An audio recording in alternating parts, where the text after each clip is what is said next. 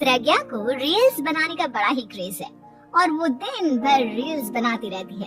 खाते पीते घूमते फिरते घर में कॉलेज में रील्स बनाने के कारण प्रज्ञा पूरे कॉलेज में हाईलाइटेड है।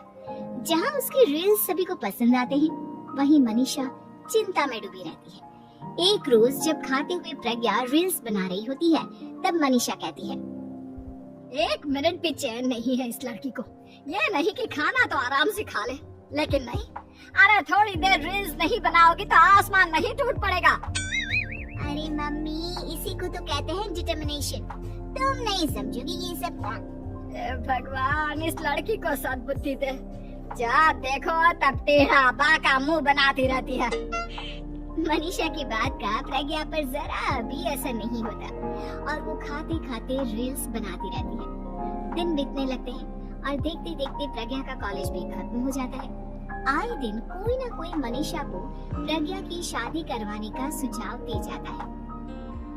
सब ठीक ही कहते हैं, प्रज्ञा की शादी कर देनी चाहिए।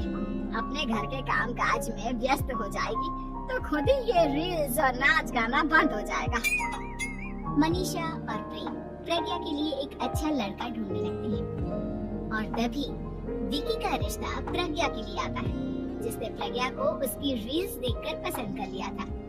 अगले दिन विकी अपने माता पिता के साथ प्रज्ञा के घर पहुंच जाता है और प्रज्ञा साड़ी पहने हाथों में चाय की ट्रे लिए उनके सामने आती है। जब विकी को पसंद है तो हमें भी बहू पसंद है। बहन जी, आप बारात की तैयारी कीजिए। एक बार लड़का लड़की अकेले में बात कर ले तो अच्छा रहेगा। हाँ हाँ, क्यों नहीं।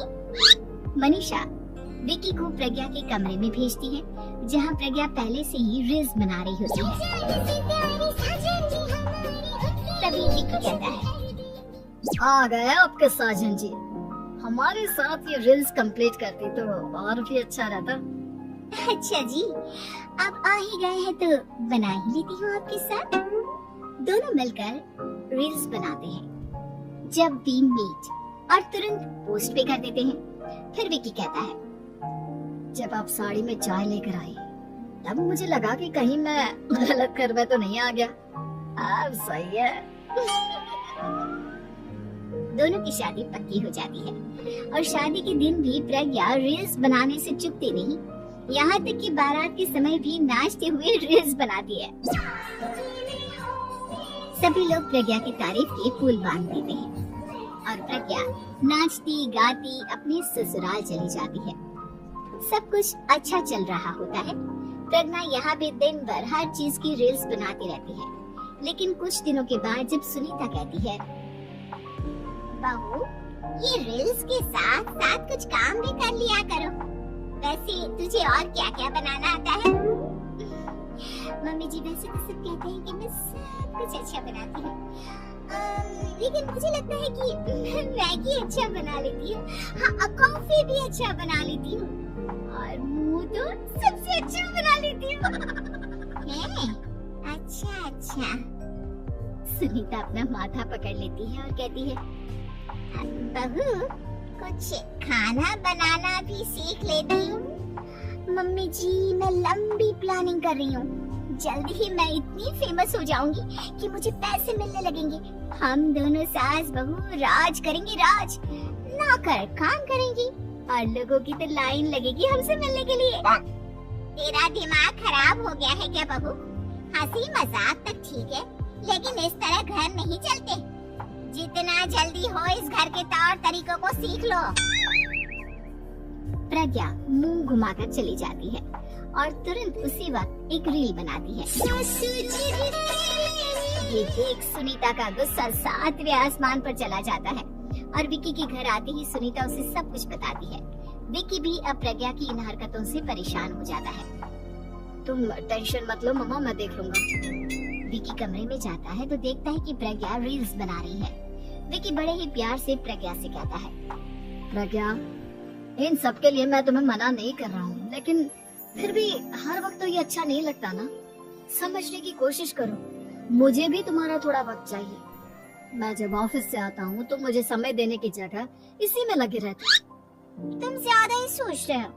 तुम भी मेरे साथ रील्स बनाओ ना, तुम्हें भी बहुत अच्छा लगेगा। तुम्हें इज्जत से कोई बात समझ में नहीं आती क्या? दिमाग खराब हो गया है तुम्हारा इस चकाचौंध से। अगर तुमने अपना रवैया नहीं बदला तो मैं तुमसे दूर चला जाऊंगा। तुम ही रिश्ता लेकर आए थे, मुझे लड़कों की कमी नहीं थी और ना आज है। विकी दरवाजा पटककर चला जाता है। धीरे धीरे विकी प्रज्ञा से दूर होता जाता है।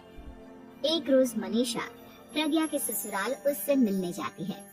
तब सुनीता उससे कहती है, बहन जी अब आई है तो कुछ दिन यहाँ रहकर जाइएगा, आप ही का घर है। हाँ मम्मी, बहुत दिन हो गए तुम्हारे साथ एक भी रील नहीं बनाई मैंने। प्रज्ञा तुरंत अपने फोन में रील्स ऑन कर लेती है। ये सब मुझसे नहीं होता। तेरा ये भूत अभी तक नहीं उतरा क्या? बहन जी आप कुछ कहती नहीं क्या इसे? जब आप ही कुछ नहीं कर पाई तो मैं कर ही क्या सकती हूँ, सास तो वैसी ही बदनाम है।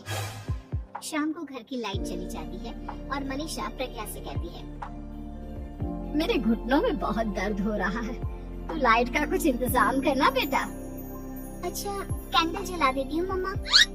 प्रज्ञा गाते हुए कैंडल जलाती है और खिड़की के पर्दे के पास रख देती है। मनीषा जिसे बहुत दर्द हो रहा है वो सो जाती है और प्रज्ञा हमेशा की तरह अपने रील्स में लग जाती है।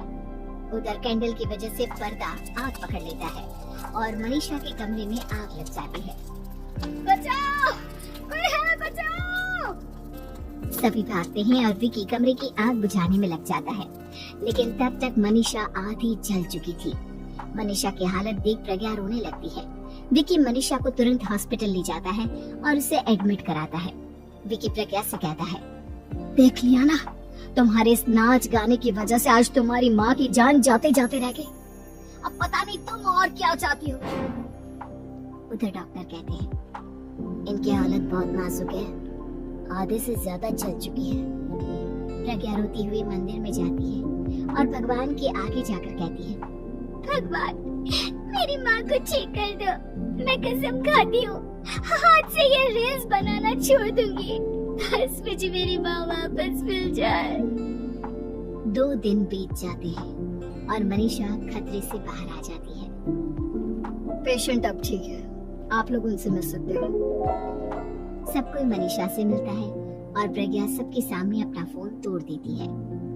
मुझे माफ कर दो मम्मा, मैंने तुम लोगों की बातों को नजरअंदाज किया। बेटा कोई भी चीज जरूरत से ज्यादा खराब है। मैंने तुम्हें रील्स बनाने से कभी मना नहीं किया, लेकिन हर वक्त एक ही चीज तो सही नहीं है। मैं समझ गई हूँ मम्मा, आई एम सॉरी। प्रज्ञा उस दिन से रील्स बनाना छोड़ देती है और पूरी तरह से अपने घर में लग जाती है।